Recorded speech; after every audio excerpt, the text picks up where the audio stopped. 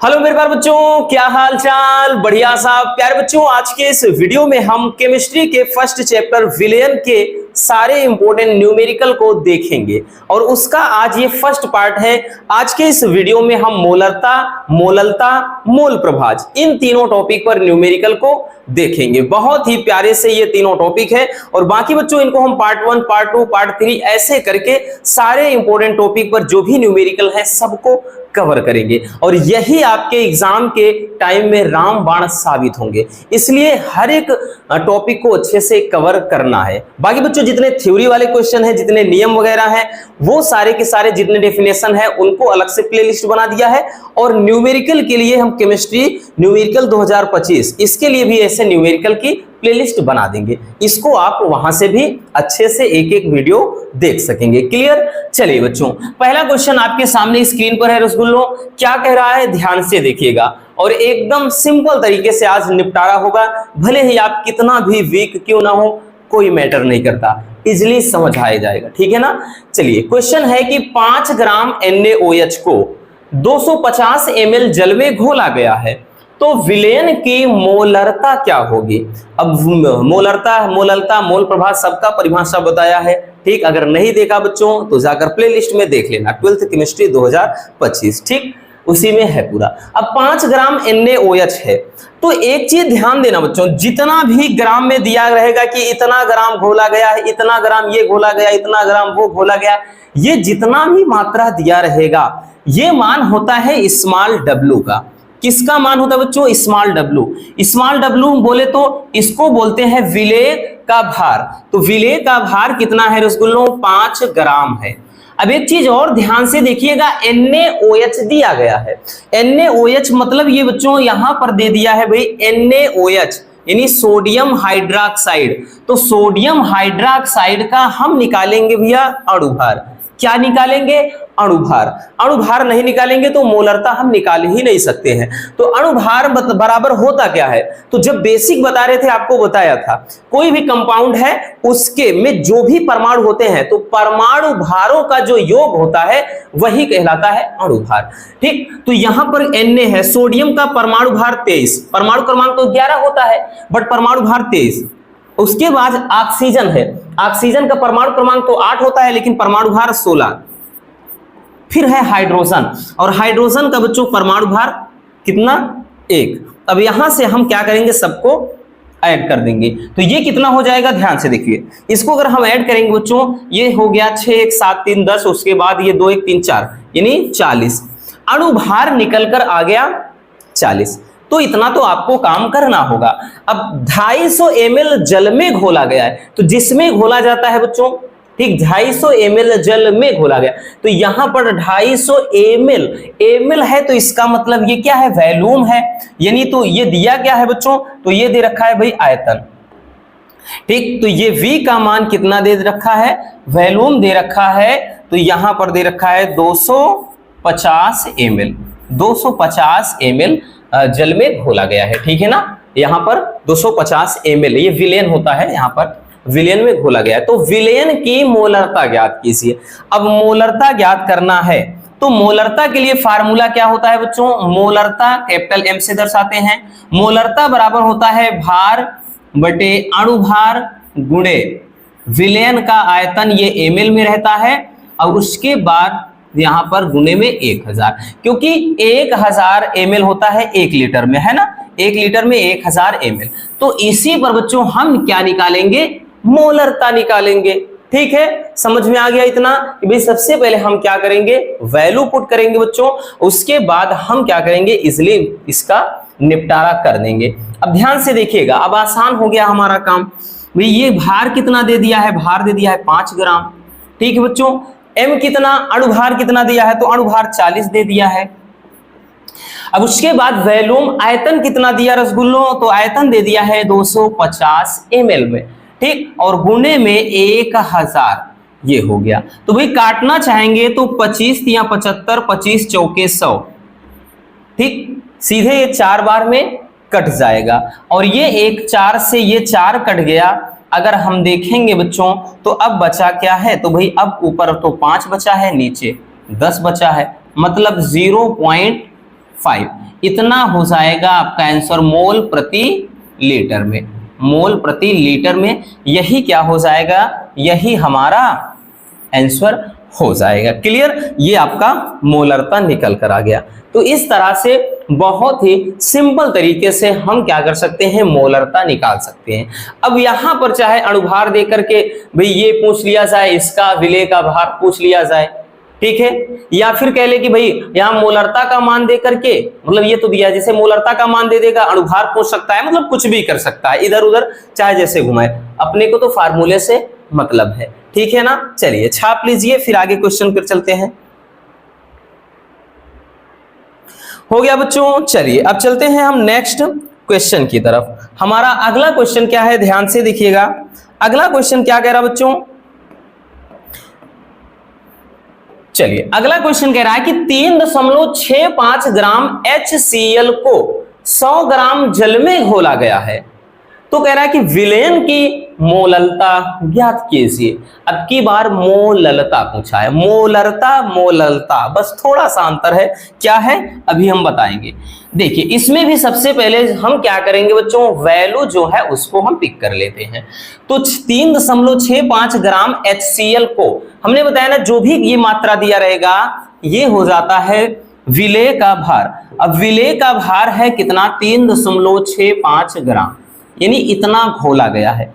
अब HCl भाई आ गया ना, HCl आ गया, तो भैया हमको इसका निकालना पड़ेगा अणुभार। इसके पहले भी बताया बच्चों, HCl आ गया तो अणुभार भी तो निकालना पड़ेगा इसका, क्योंकि इस बिना अणुभार निकाले ये भी नहीं निकाल सकते हैं।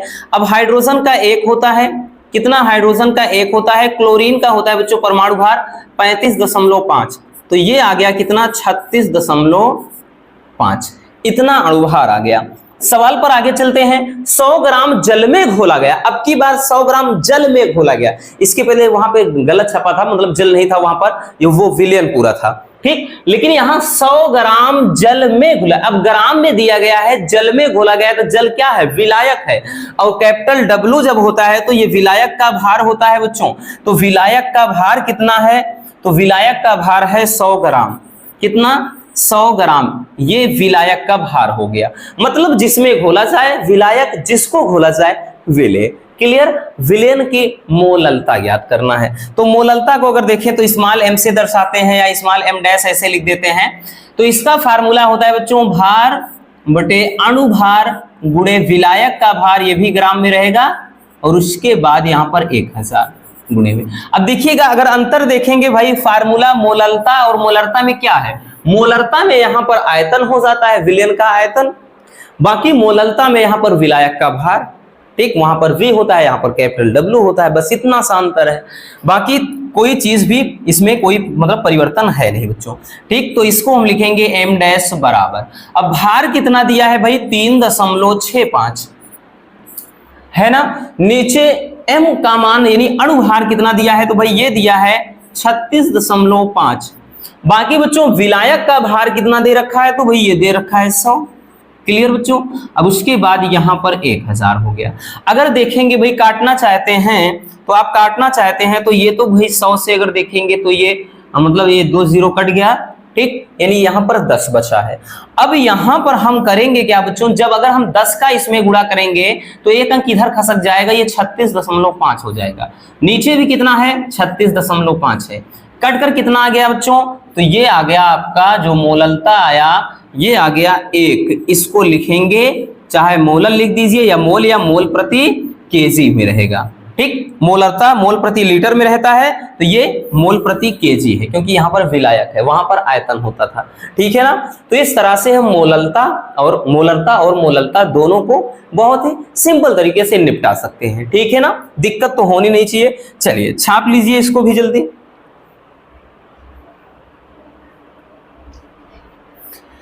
चलिए बच्चों हो गया, अब चलते हैं नेक्स्ट क्वेश्चन की तरफ। हमारा अगला क्वेश्चन क्या है, एक क्वेश्चन बच्चों परसेंटेज पर हमने रख दिया है, क्योंकि परसेंटेज पर कभी कभार क्वेश्चन दे देता है।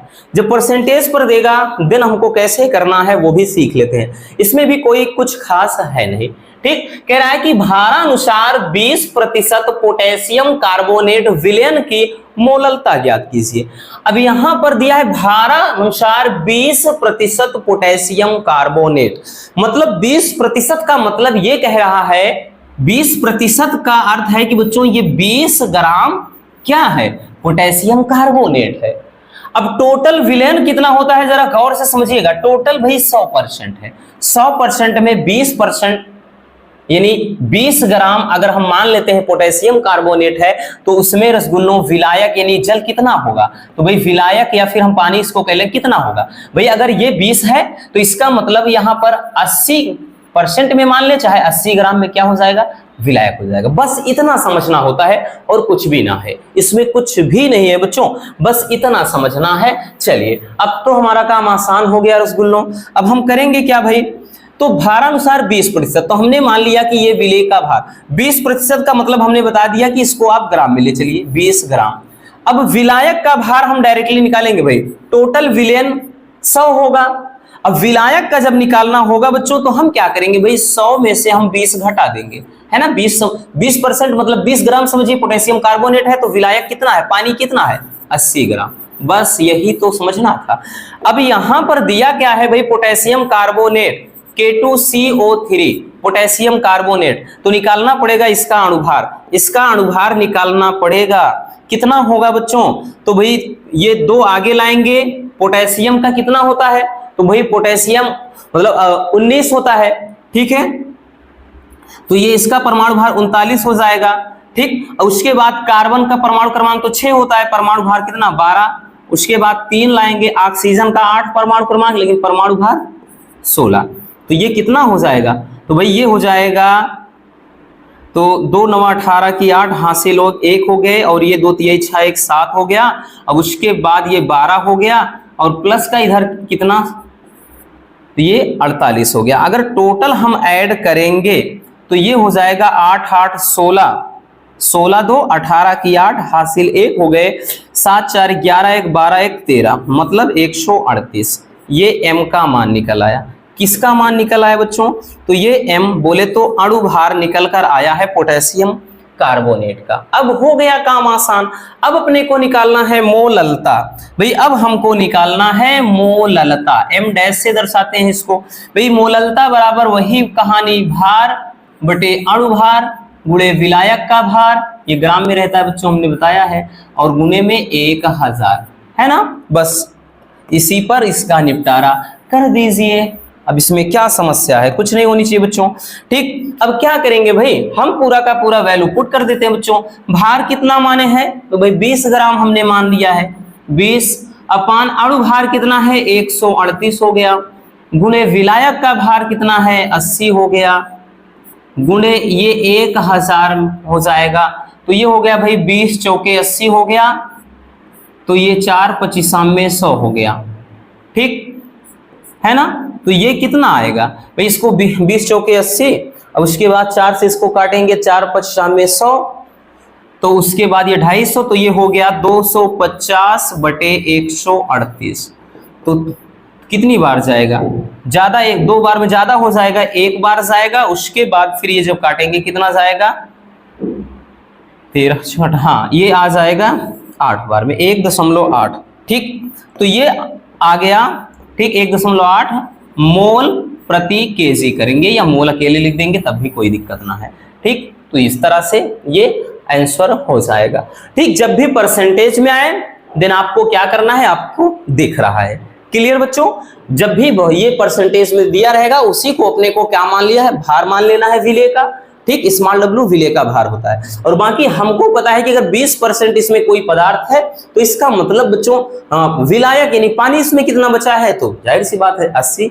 तो इस तरह से हम मान के चलते हैं, ठीक है। चलिए इसको भी स्क्रीनशॉट कर लीजिए। चलिए अब चलते हैं बच्चों नेक्स्ट क्वेश्चन। मोलरता और मोलरता दोनों हो गया। अब समझते हैं मोल प्रभाज को। मोल प्रभाज बहुत ही मजेदार क्वेश्चन होता है। ये आता है तो 3 नंबर में आता है, नहीं तो आएगा ही नहीं, इतना याद रखना, ठीक है। गया है कि 72 ग्राम जल तथा 92 ग्राम एथिल अल्कोहल के मिश्रण में दोनों का मोल प्रभाज ज्ञात कीजिए। ध्यान से समझिएगा, मजेदार क्वेश्चन है बच्चों, अच्छे से समझो। एक तरफ क्या है, जल है, बोले तो H2O, एक तरफ जल है, दूसरी तरफ क्या है, ethyl alcohol C2H5OH, ethyl alcohol या इसी को एथेनॉल, या आप ए भी मानना चाहते हो ए भी मान सकते हो, हम भी इसे लिख दिए हैं। अब एक चीज ध्यान से समझना, ये जब जो भी दिया रहेगा ग्राम में 72 ग्राम है तो मतलब बच्चों ये स्मॉल w का ही मान है। ये कितना दे रखा है, तो भाई 72 ग्राम, ये 72 ग्राम जो है आपका स्मॉल w का। अब एक चीज ध्यान देना बच्चों, भार निकाल लिया, अणुभार निकालना पड़ेगा। अब अणुभार मतलब H2O का कितना होता है भाई, H2O का कितना होता है भाई, 2 आगे ले जाएंगे, हाइड्रोजन का 1, ऑक्सीजन का 16, 16 2 18, ठीक। तो भाई अणुभार एकदम बेसिक वाले वीडियो में बता दिया था, अच्छे से निकालना। अणुभार कितना निकल आया, तो भाई अणुभार इसका हो गया 18। इसी तरह इसमें आ जाते हैं, इस वाले में देख लेते हैं भाई विलेय का भार कितना है, तो देखिएगा बच्चों 92 ग्राम है। तो भाई ये दे रखा है आपका कितना, 92 ग्राम। अब इसका हम क्या निकालेंगे भाई, हम निकालेंगे अणुभार। अब अणुभार कितना होगा बच्चों, अणुभार कितना होगा जरा बताइएगा, निकाल लेते हैं ना। C2H5OH है तो भाई 2 आगे ले लाएंगे, कार्बन का 12 हो गया, 5 आगे लाएंगे, हाइड्रोजन का परमाणु भार 1 हो गया, ऑक्सीजन का 16 हो गया, हाइड्रोजन का 1 हो गया। तो 12 दूनी 24 हो गए बच्चों, और ये 5 हो गया प्लस ये 17 हो गया, ठीक है। तो ये 7 5 12 4 16 की 6 हासिल 1 हो गया, ठीक है। उसके बाद कितना बचा, 2 1 3 1 4 यानी 46, यानी ये 46 हो गया, ठीक। तो ये आ गया कितना, 46। इतना सबसे पहले अपने को निकालना पड़ेगा। क्या निकालना पड़ेगा बच्चों, सबसे पहले भार जो दिया है उसको लिखेंगे, दूसरा हम दोनों का, 2 है तो 2, 3 है तो 3, 4 है तो 4, जितना दिया रहेगा। एक और होता तो हम एक्स्ट्रा लिख लेते, अभी आगे देखेंगे उस टाइप का क्वेश्चन। तो हमने दोनों का अणुभार निकाल लिया। अब हम निकालेंगे दोनों का मतलब मोलों की संख्या, क्योंकि मोलों की संख्या निकालेंगे तभी निकलेगा मोल प्रभाज, है ना। मोल प्रभाज की परिभाषा आपने सीखा होगा अच्छे से, नहीं देखा है तो प्लेलिस्ट में है वीडियो, देख लेना बच्चों। तो अब यहां पर हम निकालेंगे मोलों की संख्या, n मतलब मोलों की संख्या। अब क्या है, H2 है तो आगे लिख देते हैं ऐसे, NH2A का मतलब मोलों की संख्या। अब मोलों की संख्या बराबर फार्मूला होता है भार बटे अणुभार। ध्यान देना बच्चों, भार बटे अणुभार इसी तरह से निकालते हैं भैया।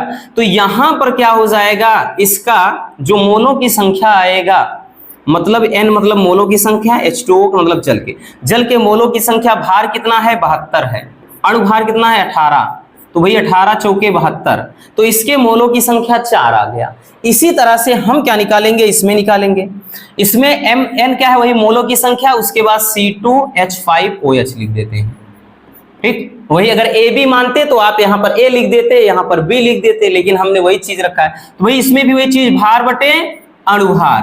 तो भाई इसका निकाल लेते हैं ना, निकाल लेते हैं बच्चों, कितना निकलेगा, ये n उसके बाद C2H5OH, तो ये निकलेगा भार कितना है 92, और ये कितना अणुभार 46। तो भाई ये 46 दूना 92 हो गया, ठीक है ना, कितना 46 दूना 92।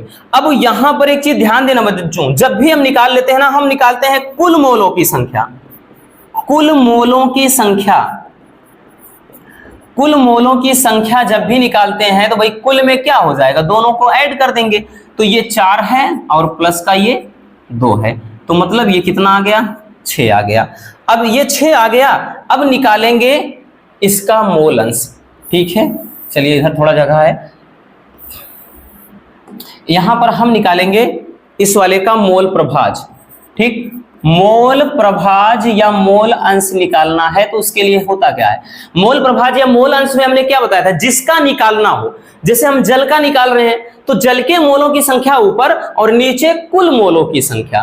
तो ये मोल प्रभाज क्या हो जाएगा भाई, जल का मोल प्रभाज निकालना है तो जल के मोलों की संख्या ऊपर रखेंगे बच्चों, ठीक। जल के मोलों की संख्या ऊपर रखेंगे और नीचे कुल मोलों की संख्या, नीचे क्या है भाई, कुल में क्या है 6 है, तो ये कितना हो जाएगा, इसको काटेंगे, 2 दूना 4, 2 3 6, तो ये हो गया मतलब मोल अंश या मोल प्रभाज को x से लिखे या काई से, तो ये जल का मोल अंश या मोल प्रभाज कितना आ गया, ये आ गया भाई कितना 2/3, यही आंसर हो जाएगा। ठीक है ना। इसी तरह हम इसका निकालेंगे, इसी तरह हम इसका निकालेंगे। यहां पर लिखेंगे भाई मोल प्रभाज, मोल प्रभाज यानी मोल अंश या मोल प्रभाज किसका, भाई काई से है तो ये, और किसका निकाल रहे हैं बच्चों, C2H5, C2H5OH का। तो हमने बोला ना जिसका निकाला जाए, मतलब जिसका भी आप निकालते हैं उसके मोलों की संख्या ऊपर रखते हैं। तो भाई इसका निकाल रहे हैं, इसके मोलों की संख्या ऊपर कितनी है, इसके मोल की संख्या कितनी है, 2 है, इसको ऊपर रखा, और नीचे भाई कुल मोलों की संख्या तो कुल तो 6 है, काट दिया ना, 2 3 6। तो भाई ये कितना आ गया, 1/3। ठीक है, ये आ गया आपका 1/3। तो यही क्या हो जाएगा भैया, यही हो जाएगा हमारा आंसर। ठीक, एक आंसर कहाँ गया, एक आंसर किधर गया भाई, हाँ एक आंसर ये रहा और दूसरा वाला ये रहा। तो इस तरह से निकाला जाता है मोल प्रभाज, या फिर इसी को कहते हैं मोल अंश। ठीक, याद रखना। ठीक है ना। तो इस तरह से निकालते हैं। समझ में आ गया बच्चों। चलिए, नहीं भी समझ में आया डोंट वरी, आगे हम देखेंगे। एक और क्वेश्चन है, चलिए इसको पहले स्क्रीनशॉट कर लीजिए। चलिए अब देखते हैं नेक्स्ट क्वेश्चन को। अगला क्वेश्चन देखिए, अब इसमें देखिएगा, इसमें भाई 3 3 है। इसमें क्या है, जल है H2O, उसके बाद एथिल अल्कोहल है यानी C2H5OH, तीसरा मेथिल अल्कोहल है यानी CH3OH। ये चीज है। एक काम करते हैं ना, वही चीज भाई कि हम मान लेते हैं, इसको मान लेते हैं बच्चों A, इसको मान लेते हैं B, इसको मान लेते हैं C, क्योंकि इतना लंबा लिखने में थोड़ा दिक्कत होती है। ABC रहेगा, आसान रहेगा। अब देखिए भाई, सबसे पहले हम क्या निकालेंगे, भार। हमने बताया ना बच्चों, ये जो दिया रहेगा सबसे पहले इनका भार लिख लेते हैं। तो भार कितना दिया है भाई, भार कितना दिया है, तो भार दिया है 36 ग्राम। भार निकालने के बाद हम क्या निकालते हैं बताइएगा, अणुभार निकालते हैं। अणुभार कितना होगा जल का, अभी निकाला था इसके पहले, कितना बच्चों, 18। तो भाई ये हो जाएगा 18। ठीक, इसी तरह से सब में हम पहले निकाल लेते हैं। अब भाई इसका कितना हो जाएगा, इसका भार कितना है, तो भाई भार इसका कितना दिया है, इसका भार दिया है भाई 46 ग्राम। अब इसका अणुभार कितना होता है बच्चों, तो इसका अणुभार भी तो अभी हमने निकाला था 46 ही, अणुभार भी इसका 46 ही निकाला था, ये हो गया। अब उसके बाद ये वाला देख लेते हैं, मेथिल अल्कोहल या मेथेनॉल, इसका भार कितना दिया बच्चों, तो इसका भार दे रखा है भाई, ये देख सकते हैं 32 ग्राम, तो 32 ग्राम। अब इसका अणुभार नहीं निकाला है तो भाई अणुभार निकाल लेते हैं। जैसे CH3OH है तो भाई कार्बन का 12 हो गया, 3 लाए ऑक्सीजन का, सॉरी हाइड्रोजन का 1 हो गया, ऑक्सीजन का 16 हो गया, हाइड्रोजन का 1, तो भाई ये कितना हो गया 12, और ये +3 +17, 17 3 20, 10 30 2 32 ही आएगा बच्चों इसका भी। यानी इसका जो अणुभार आया, इसका अणुभार कितना आया, तो ये भी है 32। सबसे पहले इतना काम करना है अपने को, सबका भार अणुभार निकाल लेना। अब हम निकालेंगे मोलों की संख्या। तो भाई मोलों की संख्या ABC माना है बच्चों, तो देखिए ABC मान के चला है तो Na लिख देते हैं, तो इसका मतलब हो गया A के मोलों की संख्या, A माने हैं तो A के मोलों की संख्या। तो भाई मोलों की संख्या जब निकालेंगे होता क्या है, वही चीज भार बटे अणुभार। तो यहां से जब हम निकालेंगे तो Na बराबर कितना आएगा भाई, Na बराबर आ जाएगा कितना बच्चों, तो भाई भार कितना है, भार 36 है, अणुभार 18, 18 गुना 36, मतलब Na बराबर कितना निकल कर आया, 2 मोल। Na का मान, Na यानी ये जल के मोलों की संख्या निकल कर आ गई। क्लियर बच्चों। इसी तरह से हम निकालेंगे रसगुल्लों किसका, इसका, इसको B माने हैं तो हम Nb लिखेंगे, B के मोलों की संख्या। तो B के मोलों की संख्या कितना भाई, इसमें भी वही चीज भार बटे अणुभार, बार बार क्या लिखें, भार कितना है 46 है। ठीक, भार कितना है बच्चों 46 है, 46। अणुभार कितना है, तो अणुभार भी 46 है, तो कट गया भाई, कितना आ गया, तो ये आ गया बच्चों आपका Nb यानी B के मोलों की संख्या, या फिर कह ले अल्कोहल, एथिल अल्कोहल के मोलों की संख्या कितना, 1 मोल निकल कर आ गया। इसी तरह से अब हम निकालेंगे बच्चों C वाले का, यानी मेथिल अल्कोहल का, तो इसमें लिखेंगे Nc। तो भाई भार बटे अणुभार, भार कितना है, तो भार है भार है बच्चों 32 ग्राम। अणुभार कितना 32, ये भी कट गया, एक आ गया। तो मतलब यहां से भाई कितना NC यानी C के मोलों की संख्या कितना 1 मोल।